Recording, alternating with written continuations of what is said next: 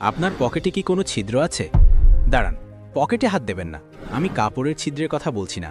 আমি বলছি সেই অদৃশ্য ছিদ্রের কথা, যেটা দিয়ে মাসের শুরুতে আসা স্যালারির মোটা বান্ডিলটা মাসের ২০ তারিখের মধ্যেই ভ্যানিশ হয়ে যায়। আপনি কি জানেন আপনি সারা জীবনে কত টাকা ইনকাম করবেন?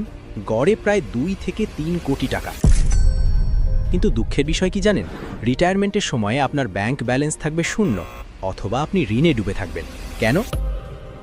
উত্তরটা জানলে আপনার পায়ের নিচ থেকে মাটি সরে যাবে। আজকের এই ভিডিওতে আমি এমন ৩টি সাইকোলজিক্যাল ট্রিক রিভিল করব, যা বিশ্বের শীর্ষ ধনীরা ব্যবহার করে, কিন্তু আপনাকে কোনোদিন জানতে দেওয়া হয়নি। এবং ভিডিও শেষে এমন একটি সিক্রেট ফর্মুলা দেব, যা আপনার ১০ বছরের সেভিংস টার্গেট মাত্র ১ বছরে পূরণ করে দিতে পারে। যদি আপনি নিজের ভবিষ্যতের সাথে জুয়া খেলতে না চান, তবে ভিডিওটি শেষ পর্যন্ত দেখুন, কারণ আজকের এই ভিডিওটি আপনার জীবনের মোড় ঘুরিয়ে দিতে পারে। চলুন পরিচয় করিয়ে দিই আমাদের গল্পের নায়ক বল্টুর সাথে। বল্টু দেখতে আপনার বা আমার মতোই। বল্টু মাসে ৩০,০০০ টাকা বেতন পায়।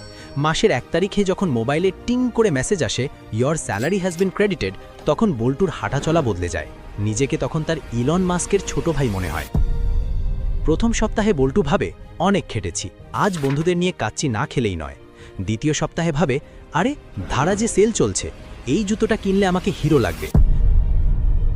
তৃতীয় সপ্তাহে বল্টুর পকেটে টান, সে রিক্সা বাদ দিয়ে হাঁটা শুরু করে। আর চতুর্থ সপ্তাহে বল্টুর ডিনার হয় ৫ টাকার বিস্কুট আর পানি দিয়ে। বল্টু মনে মনে ভাবে, পরের মাস থেকে টাকা জমাবই। কিন্তু সেই পরের মাস আর আসে না। বল্টুর সমস্যা ইনকাম নয়, বল্টুর সমস্যা হলো পার্কিনসন্সের ল। এই অর্থনীতির নিয়ম বলে, আপনার ইনকাম যত বাড়বে, খরচও ঠিক ততটাই বাড়বে। যতক্ষণ না আপনি এই লুপটা ভাঙছেন, আপনি ১ লাখ টাকা বেতন পেলেও ফকিরই থাকবেন। আপনি কি বল্টুর সাথে রিলেট করতে পারছেন? গত মাসে এমন কোন ফালতু খরচটা করেছেন, যেটা না করলেও চলতো? কমেন্টে ঝটপট লিখুন তো, আমি আপনার কমেন্টের জন্য অপেক্ষা করছি। আমরা অনেকেই ভাবি টাকা জমানো মানেই কৃপণতা। একদম ভুল। টাকা জমানো মানে হলো স্বাধীনতা। বস যখন জঘন্য ব্যবহার করে, তখন মুখের উপর রেজিগনেশন লেটার ছুঁড়া মারা সাহস হলো সেভিংস। এমার্জেন্সিতে কারোর পায়ে ধরে টাকা ধার না চাওয়ার আত্মসম্মান হলো সেভিংস। সমস্যাটা কোথায় জানেন? আমাদের ব্রেন ডিজাইন করা হয়েছে সার্ভাইভাল বা বেঁচে থাকার জন্য, সেভিংস করার জন্য নয়।